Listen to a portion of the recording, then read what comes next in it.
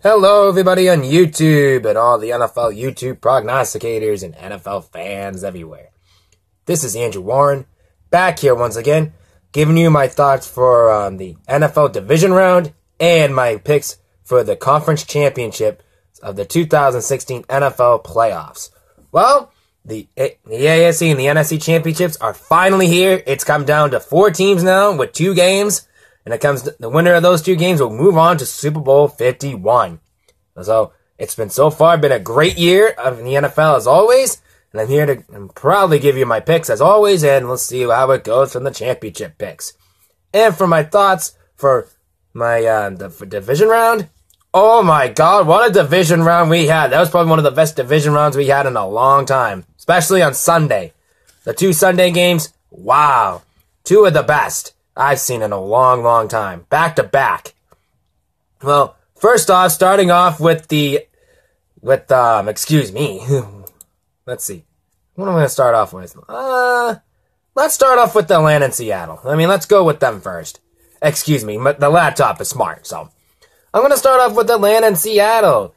My thoughts for that. Well, I actually thought it was going to be a little toss-up back and forth game because of Russell Wilson on the offensive side of the case, but offensively, but it didn't turn out to be that way. It ended up going in Atlanta's favor on offense, that high-powered offense, and ended up going to Atlanta's favor for that. They handled the Seattle really well. They just like they did with Atlanta did in Seattle when they moved on to the championship game in 2012. Kind of similar to that.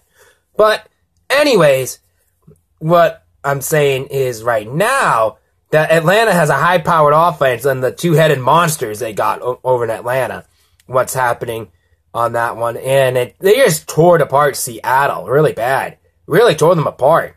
So I expected to be like a little over 36 to 30, something like that, for that championship, that division round game. But that didn't end up being in favor. So it kind of like a disappointment for that one.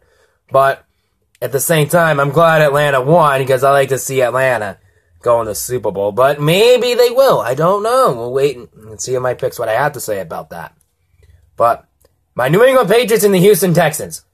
I told you it would be a 16-13 or 14-13 game or something like that at halftime. It turned out to be 17-13 score, which I was a little bit close on that.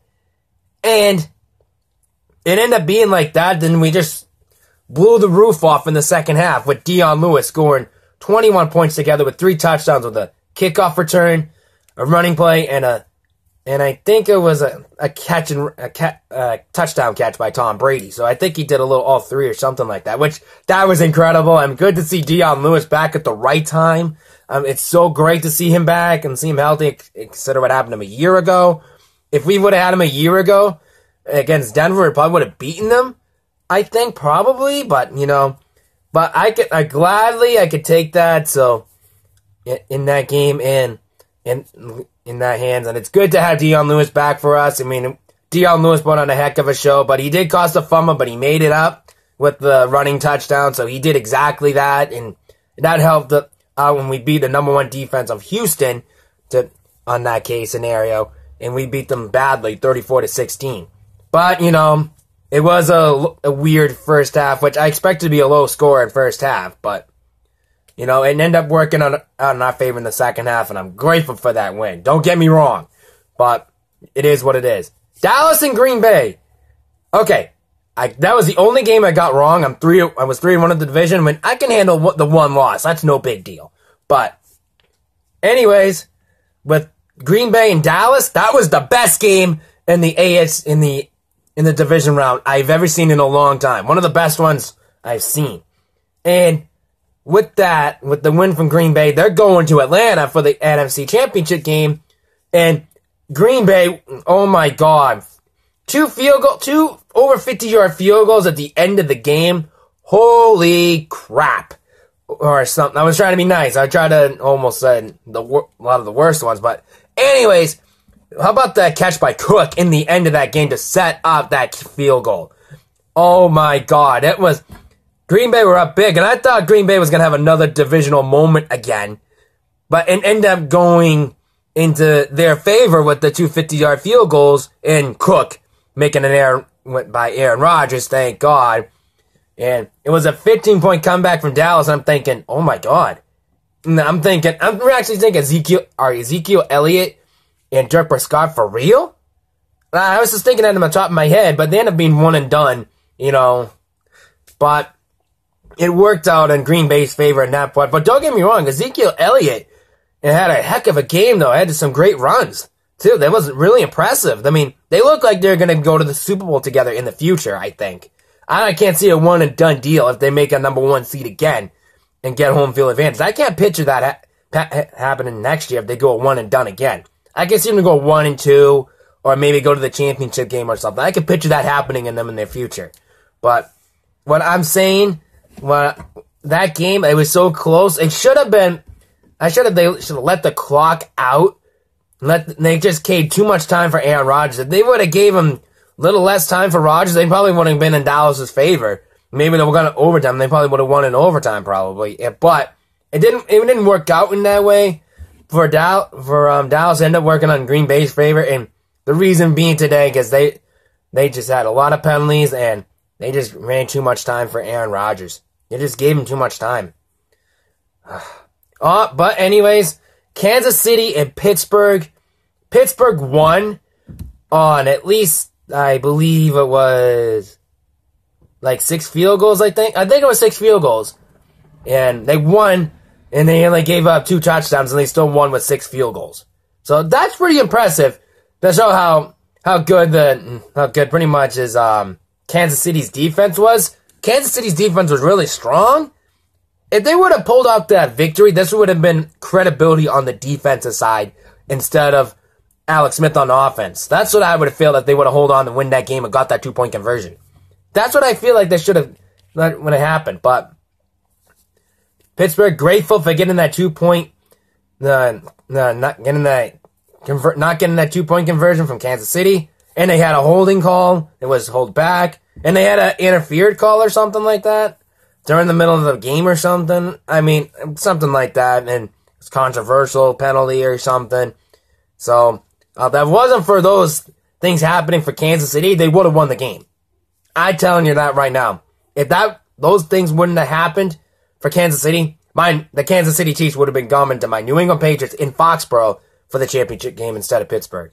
So Pittsburgh got some breaks and took advantage of them, and that's why they're in the championship game, because of the missed opportunities for Kansas City and stuff and things like that. So that's the reason why they're here today in the championship game. And now it's time for my thoughts for the championship picks. Now it's time for my conference championship picks, and let's get right to the picks. Okay, my New England Patriots and the Pittsburgh Steelers. I'm going to start off with the AFC. I'm going to start with that because and the big one is a 6:40 game, so I'll be grateful to see that on time. Oh, of course, I won't. I don't really work on Sundays, but I think this game is going to be a low-scoring game, back-and-forth game. 2 high-powered offenses, 2 good defenses too. But I seriously want some payback from Antonio Brown and Mike Tomlin for saying what they said, trashing about the New England Patriots. That's going to fire up Bill Belichick, and then he's probably motivated about the fumble from Dion Lewis and all the interceptions they got on offense. So Belichick's probably motivating him up and probably goes do that. And wow. But I think this is going to be a low-scoring game. It's going to be at least 7-7 at halftime or something like that. We can't give up we can't go up a 14-0 lead. We're probably not come back, but I'm praying we're going to win this game. I think and to tell you the truth, I think my New England Patriots are going to pull this one off. Yep, you heard me right. Of course, you know I'm going to say that because I'm a New England Patriots fan.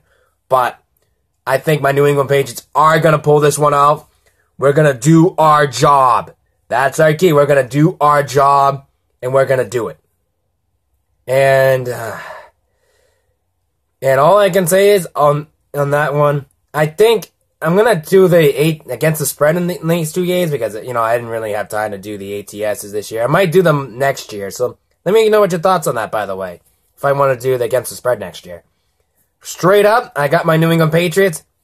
This game, my New England Patriots are 5.5-point favorites at home.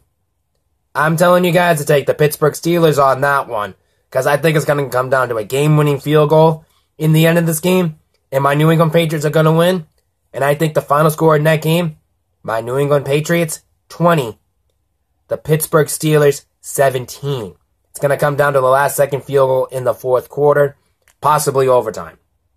So, that's my pick. My New England Patriots representing the AFC in the Super Bowl.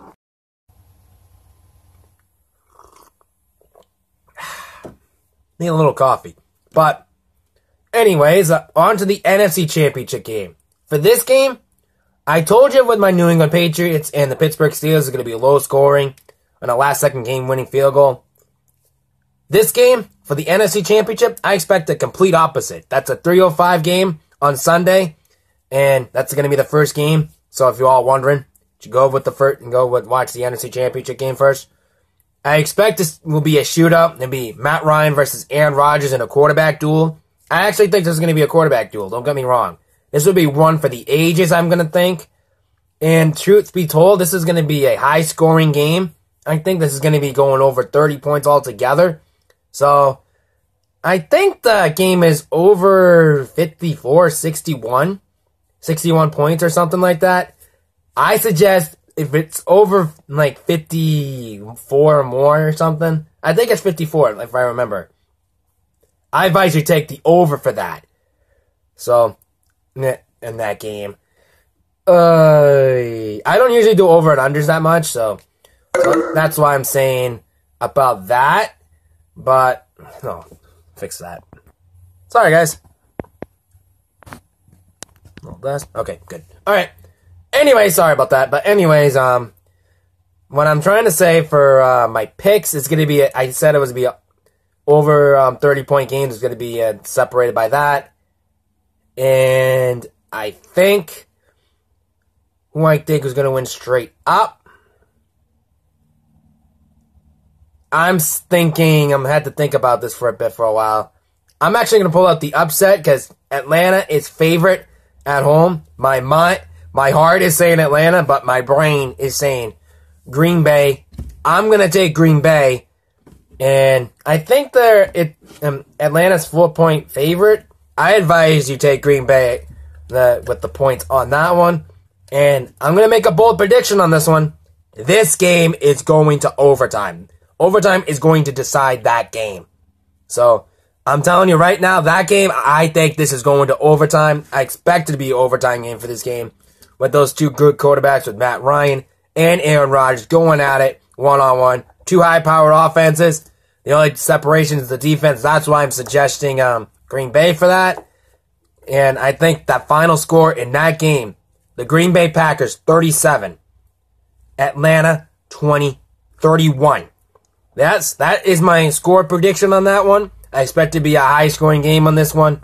So, it's going to be at least 66 points, or 67, I think, or 68 points differential or something like that.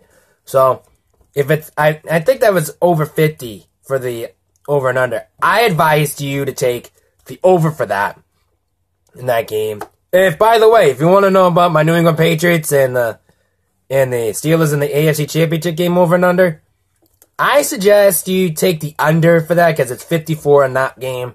So I advise you to take the under for that one because I forgot to tell you that. But anyways, that will do it for the team that's going to represent the NFC in the Super Bowl, the Green Bay Packers, I think. But my heart is saying Atlanta.